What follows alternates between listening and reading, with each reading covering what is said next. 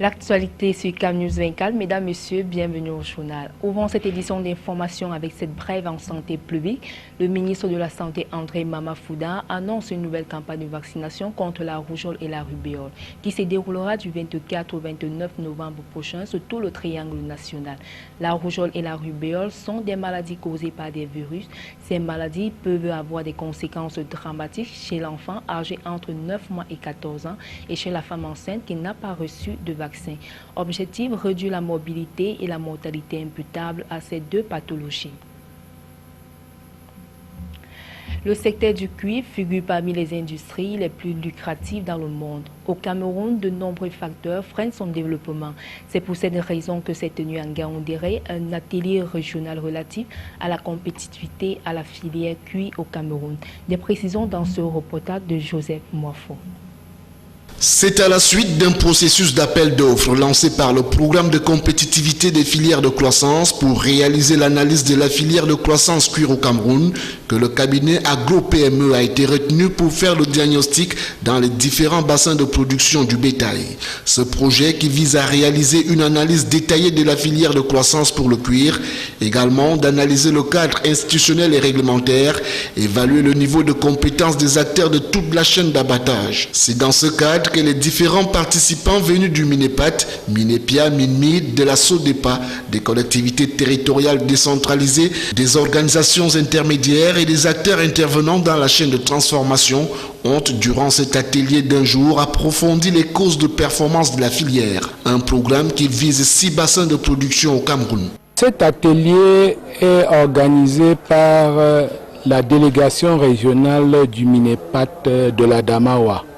Il fait suite à d'autres ateliers similaires organisés dans d'autres bassins de production et de transformation des produits, des peaux et cuir. En clair, il est question de doter le pays d'une filière cuir robuste et compétitive. Il est question pour le ministère de pouvoir voir dans quelles conditions le Cameroun peut devenir un pays producteur des produits et articles en cuir de qualité à des meilleurs coûts. Et l'atelier de Ngaoundéré ici présent permet d'affiner le pré-diagnostic qui a été fait au plan national, mais de l'enrichir avec des propositions pour pouvoir remettre cette filière sur les rails et à l'effet que le pays ne soit plus seulement dépendant des importations du cuir et des articles à cuir. Le délégué régional du Minepat pour la Damawa, qui présidait la cérémonie, a invité les différents acteurs à travailler en synergie afin d'atteindre les objectifs qui ont été fixés. Le Minepat dans ce séminaire a pour principal rôle de faciliter la synergie entre les différents acteurs.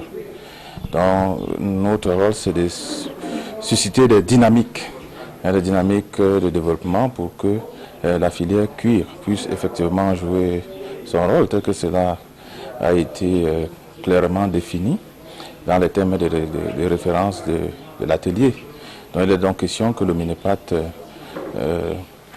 au regard de sa mission statutaire, facilite la mise en musique de tous ces dispositifs-là. De l'inventaire fait dans ce secteur d'activité au niveau régional, il ressort que la ville de Ngaoundéré compte près de 3 tanneries, 6 importantes fabriques de chaussures, une trentaine de petites et moyennes fabriques de chaussures et un dynamique secteur informel d'artisans en maroquinerie et autres. Un potentiel remarquable en matière de production d'articles finis en cuir.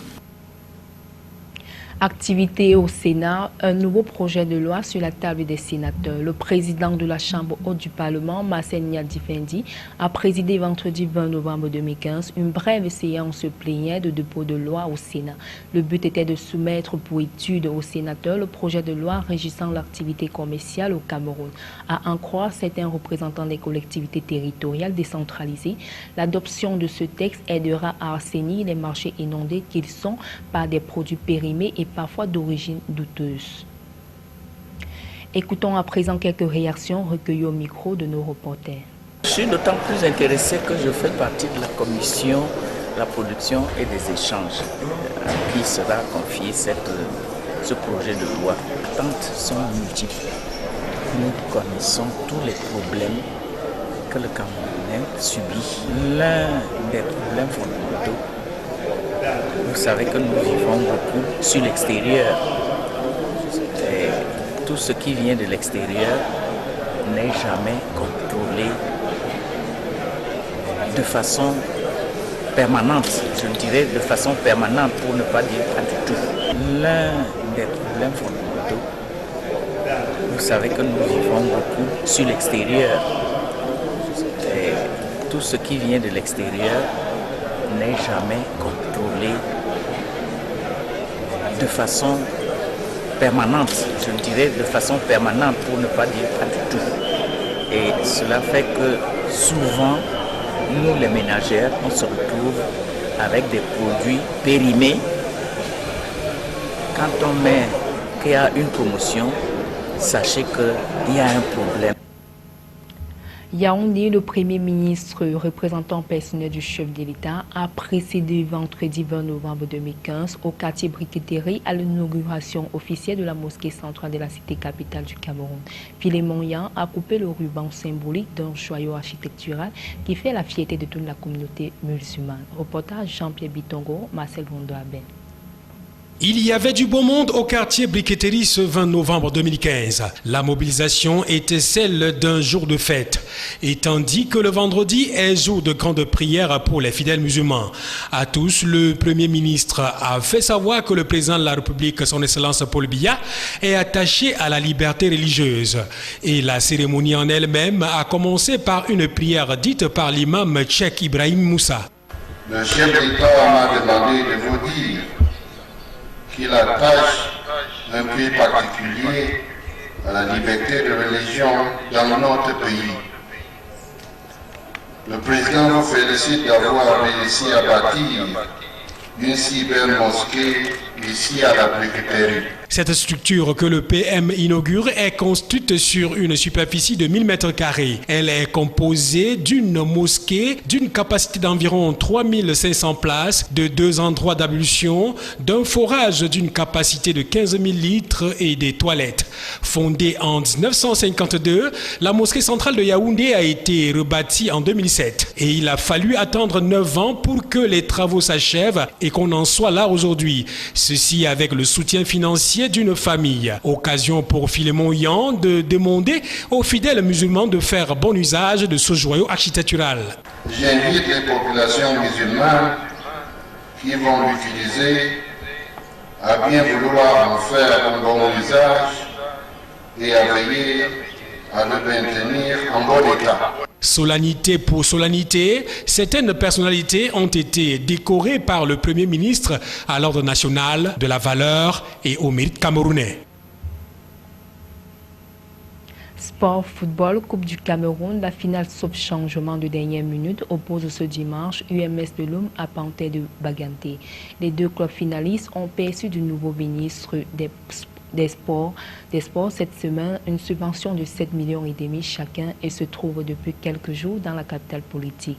Les mouvements d'ensemble s'observent au stade depuis cette semaine. Le stade Amadou Ahidjo n'attend que ses invités. UMS de Loum contre Panthère de Baganté. C'est la première fois que les deux équipes se retrouvent à ce stade de la compétition. Le récit de Michel Ateba. Avant cette dernière phase, les deux formations ont livré chacune 8 rencontres. UMS de Loum, 12e au championnat sur 18 clubs, 7 pourtant métamorphosés en Coupe du Cameroun. L'équipe qui est logée dans le département du Mungo, région du littoral, a le mérite d'avoir mis KO les grands ténors. L'Union sportive de Douala, Coton FC des Garois, détenteur de la dernière coupe. Les As de Douala et Botafogo sont tous tombés devant le club du maire de Bafang, Pierre Kwebo, créé en 2010. Au total, UMS de Loum, c'est 5 victoires, 3 matchs nuls, 10 buts inscrits pour 4 encaissés. Au 32e de finale, la formation de Loum avait écarté une équipe de la Ligue régionale de football de l'Ouest. En face de cette formation de Loum, un habitué des finales de la Coupe du Cameroun de football. Vainqueur en 1988 et 2009, la Panthère sportive d'Undé, alias Nzuimanto, revient en finale pour la deuxième fois d'affilée, après l'échec contre Coton FC en 2014. Pour arriver à cette étape, le club de l'Ouest a tour à tour battu Avion FC Dunkam au 32e de finale, Yon Sport Academy, le TKC de Yaoundé, Afama Libi et son cousin germain, Feuille FC de Banjul. Les Verts et Jaunes amenés techniquement par Emmanuel Noubé Bosso partent favoris grâce à leur expérience dans cette compétition. Mais attention, malgré la jeunesse de l'UMS de Loum, l'équipe a des dents longues. C'est sur ce récit de Michel Ateba que nous mettons un thème à cette édition d'information. Merci de l'avoir suivi.